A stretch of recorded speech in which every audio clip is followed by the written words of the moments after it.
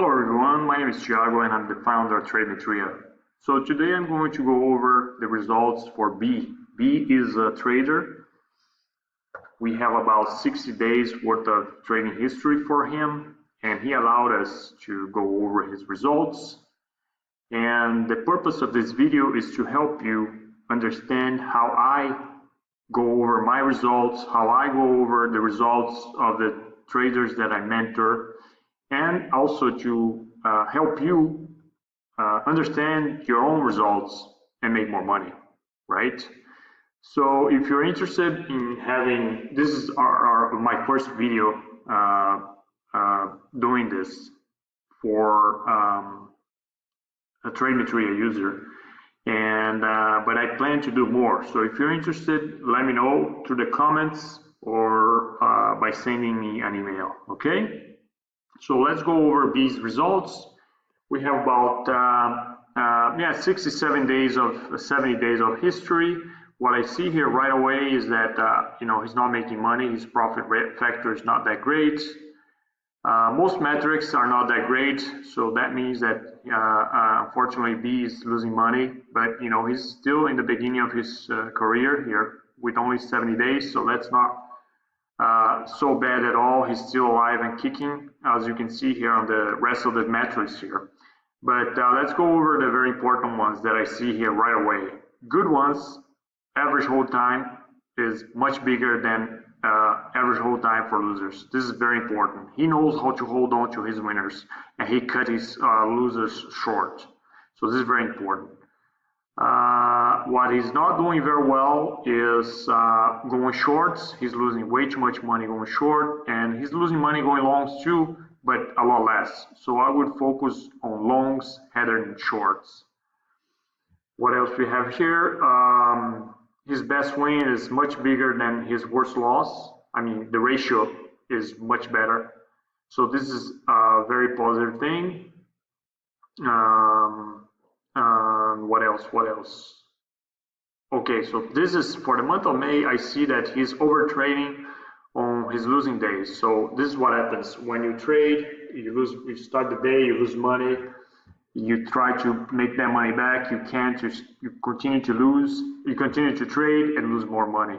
This is clear from this report here that this is what's happening with these. And also in this chart here, it shows this very clearly. He set his maximum loss limit to 200, and he's blowing this number on many days. So just imagine if these was disciplined enough to just say, okay, if I lose 200, I'll stop. He could have saved a couple of $1,000s here on these days here, and he would be profitable today just by following this very simple rule of stopping when he loses $200. And I can see his winning days are not that big. In fact, the average here is probably his average losing day is probably bigger than his average winning day. This needs to be the opposite. This needs to be like at least you need to make at least two times more what you lose. So if you set to lose $100 a day, you need to make $300 a day. And this is not the case here. But in the last month, he seems to be doing better, more proportional, cut his losses. He's not losing that much money every day, so he's just prolonging his stay while he's learning how to trade the market. So, and the evolution chart shows this. So the last couple of days, he's just breaking even, which is absolutely fantastic. Let's see what else we have to see here. What I see here is that this is the weekly progress report. So I can see that he started, trading almost 300 share lots, which is not that great considering that his average net per trade is negative. As long as this is negative, my recommendation is to just take it easy and trade 100 share lots. You can go 200, 300, but don't go too much because on average, you're still losing money per trade. So why risk more money? You're just going to lose more money. And this is what's happening here. He started with 200. I would not start at 200. I would start always at 100, and based on the results, go to 200 and 300. I could go over. I could go on a very long discussion about this. Some people think the opposite. Some people think that you need to push yourself. There are reasons for pushing yourself, but I don't think in this case here, he's not ready to push yet. But he continued to push himself. That's probably when he started making money here. I can see that he was profitable for a while, but then he started losing, and then he reduced his size. So that was a very, very smart.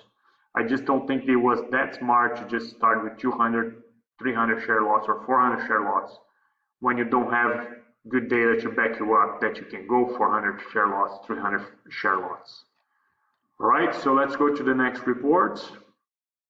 This is the report for the best performers, worst performers, and most traded. I can see that it trades Apple a lot. Apple is a really tough stock. It's an expensive stock, very fast-moving stock with a lot of market participants. It's very tough to learn how to trade using these. All these stocks actually are high volatility stocks. Of course, if you learn to trade these stocks, you'll be a millionaire in no time because there's a lot of liquidity and a lot of really big moves on them. But I can see here that he's trading a lot of Apple, but he's not making any money. He's churning on Apple. So I would cut Apple from the list. I would just simply not trade for a while until you get the hang of other stocks. Until you get the hang of understanding the charts and the tape or whatever you use to trade. And then go back to stocks that offer higher volatility and more chances of profits. In this screen here, I'll definitely take out NVDA from my watch list. After 54 trades, you should be able to be making money on this stock. You just don't understand how the market participants operate on that stock. You just don't understand the tape and the chart. Don't trade it, take it out. I would do the same with Facebook. 69 trades. That should be enough to say, you know what? I'll come back to you some other day, but not now. There are almost limitless chances or stocks out there that you can pick from. I would focus on your winners, and so far you don't have that many winners. The winners that you have are all churners. Like you're making VA is probably your best stock right now, or Google. Even Google is a great stock, but you only had 3 trades. That's not enough to say, hey, Google is my best stock. You know what I mean? Even though a per trade basis, a very high number, you only have 3 trades. So but at least you're positive. So I would continue to focus on these stocks a lot more than your losing stocks. I would actually replace them for other stocks.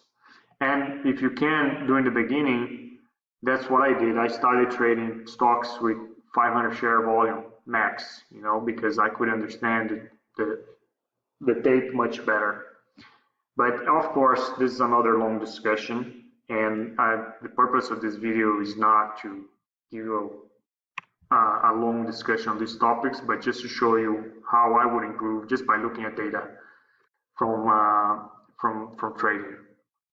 Okay, so then we have the P&L by time frame report. Let's see if we can pinpoint some things that he can improve. I can see that lunch hour is his best hour. Look at this, very interesting. He loses money in the morning and afternoons, but lunch hour he makes money.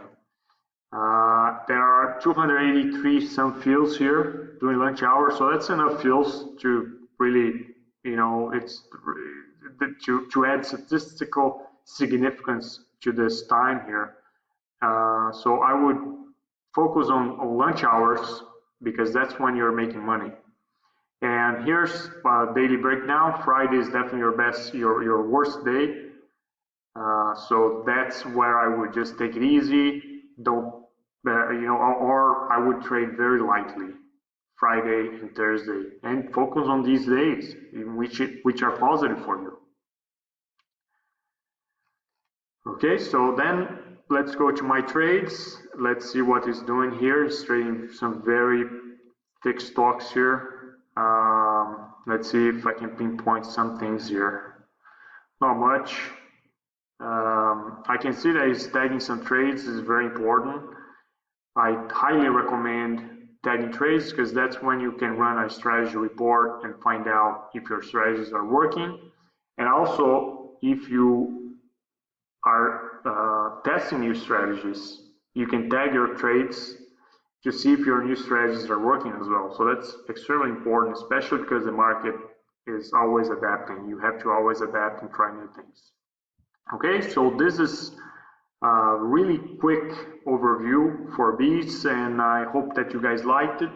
And like I said, if you are interested in having me go over your results, just let me know. All right, thank you, and until the next video.